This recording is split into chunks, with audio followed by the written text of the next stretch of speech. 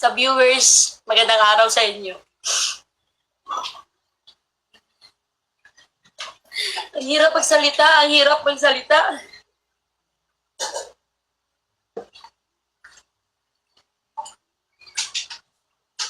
Sobrang hirap. Kasi alam nyo, tanga nga din ako eh. Pumayag ako sa mangyari ni Mark. May mali ako, may mali din ako. Kasi umpisa pa lang, pumayag ako. Pumayag kasi ako para malaman nyo, pumayag ako. Para makatulong sa kanila. Mali pala yung magpayag ko. Nung mapunta kami Cebu, nag-usap na kami. Natatapusin na daw to. Kawawa si Idang noon. Umiiyak siya habang ginawa niya yung blind date na yon. Kawawa yung anak ko. Pero pinapayuhan ko na lang na para sa kanila yon.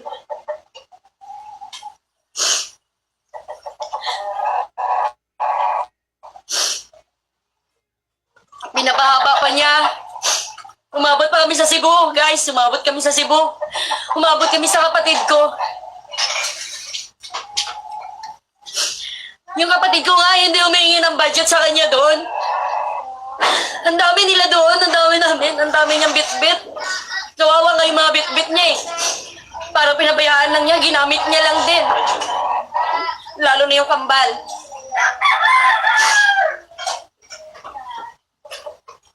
Bakit pura? Kasi tinuring na rin namin siyang pamilya eh. Yung pamilya niya, pamilya namin. Parang isang pamilya na kami.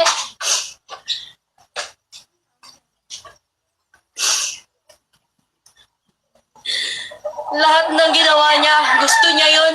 Siya may gusto lahat. Pumayag ako para makatulong. Para sa future. Kanino future yun? Future niya. Tama si Boss John. Boss John, tama ka. Future niya yun. Nung umay kami Cebu, kala namin tapos na. Kasi yun ang sabi niya. Umaasa si Idang na tapos na at masaya na kami. Ngayon, kinausap niya ako na masanjinan sa kwarto. Dinamay niya pa yung pangalan ng mama niya. Yung mama niya kasi nag-uusap din kami, nag-chat din kami. Mula umpisa, ayaw ng mama niya sa decision niyang gagawin niya yung content na yon na maghihiwalay sila ni Idang. Plano lahat yun ni Mark. Ngayon, ang sabi ng mama niya sa akin, Balae tawag niya sa akin eh. Sabi niya, Balae, hindi ko gusto yung content na yan. Pakiramdam ko may mangyayari. Sabi ko, gusto ng anak mo yan eh. Kaya sige, sasakyan na lang natin kung hanggang kailan niya gusto. Sandali lang naman daw.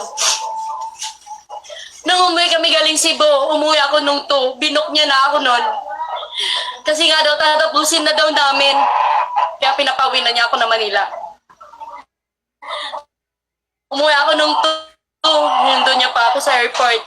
Kasama si Mark TV. Kasama si Idang, kasama yung anak ko. Pero nasa likod si Idang ng sasakyan para hindi makita ng mga tao. Tinatago niya. Ngayon, pagdating ko sa bahay, hinabawasan dumating siya. Mama si Idang. Kinausap niya ako, masinsinan, sa kwarto kami. Sabi niya mag-heart to heart daw kami. Kasi taga-heart to heart din sila ng mama niya.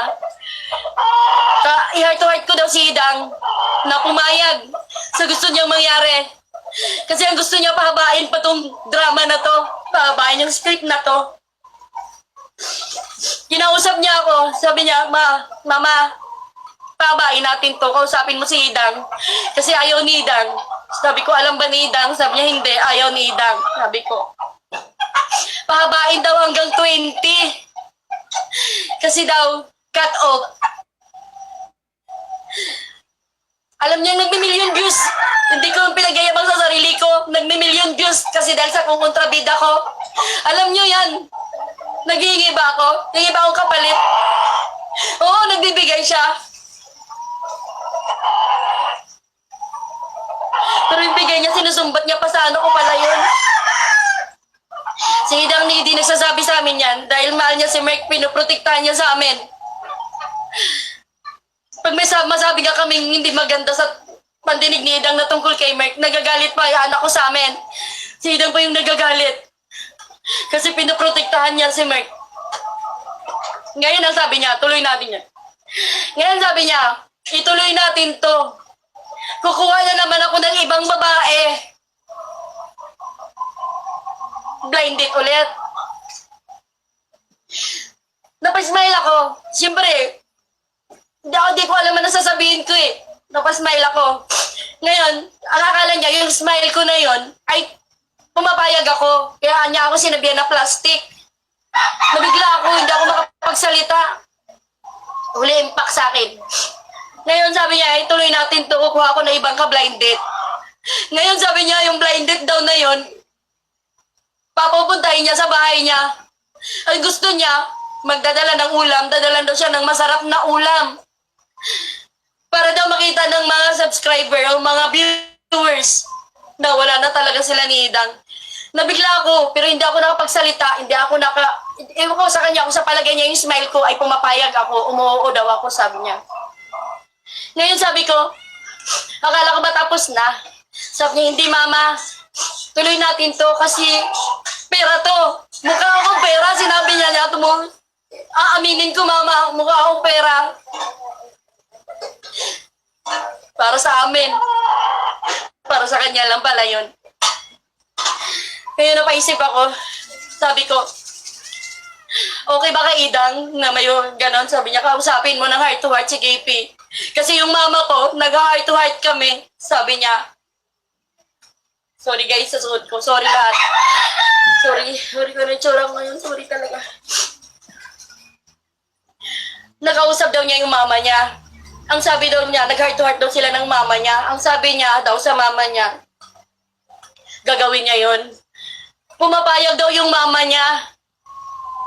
Di napaisip ako, sabi ko, ba't ganon? Ba't kausap ko yung mama niya? Mula umpisa ayaw ng mama niya sa content na yon. So ngayon, akala niya okay na. Di ngayon, umalis na sila. Kasama si Drexler. Mapupunta sila ng Cavite. Kasi sasama niya si Drexler, gagawa na naman dapat sila ng content na yung kuya ni Idang, kunyari, isa sa uli yung sing-sing. Ganon yun. Kaya sinama niya si Drexler. Ngayon, kinausap ko si Idang, sabi ko, Dang, akala ko ba tapos na? Sabi ni Dang, oo mama, masaya yung anak ko, masaya. Sabi niya, oo mama, tapos na to. Matatapos na to. Magtatagaytay kami ni Merk. Ang dami niyang sinabing magaganda. Tatagaytay kami, hindi muna kami mag-vlog. Kami munang dalawa. Sabi kay, Dang, hindi ganon ang sinabi ni Merk. Sabi ni Merk, itutuloy daw to hanggang 20. Umayag ka daw at kukuha na naman siya ng ibang blind date. Ngayon yung anak ko, nabigla. Tinawagan siya ngayon habang nagbibiyahe sila papuntang Cavite kasama si Kuya Drexler niya. Tinawagan niya si Merk. Sabi niya, grabe naman yung ginawa mo. Akala ko ba tama na? Gumanon siya, sabi niya. Pinura niya si Merk kaya pinatayan siya. Pinatayan niya binlock niya si Merk agad. Tapos, naka-block din sa akin. Yun. Dahil sa content na yun, nawala si Merk. Dahil sa content na yun, yun ang kinagalit niyang content na hindi natuloy para malalaman ninyo. Yun. Di ko alam kung may babae o sabi nila meron. Pero kasama na rin yun sa plano niya. Plano niya to lahat. Kami sumusunod lang sa kanya. Hindi kami makakilos para kami robot.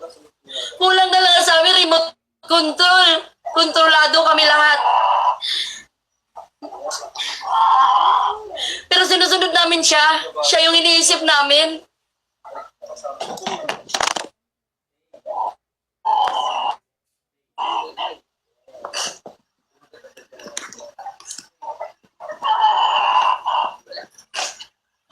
Sorry guys, nahulog. Dahil sa content na yon na hindi kami pumayag. Dahil sa content na yon, dinamay niya pa yung mama niya. Pero yung sinabi, nag-usap kami ng mama niya. Sabi na mama, Diyos ko po. Ako yung ayaw sa content na to. Tapos ngayon, dinamay niya yung mama niya. Nagchat-chat kami ng mama niya. Nanghihinayang din yung mama niya niya sa pinagsamahan. Sayang din kasi tinuring na niya namin siyang anak pero pag wala pa lang kami sa harap niya, iba yung sinasabi niya sa amin. Totoong tao kami, tsaka mahirap lang kami. Hindi po kami mayabang. Kilala po kami dito sa lugar namin kahit pumunta po kayo dito. Kilala po kami dito. Hindi po kami mayabang. Hindi po namin nangad yumaman. Alam po ng mama ni Mark yun. Sinabi ko po sa kanya.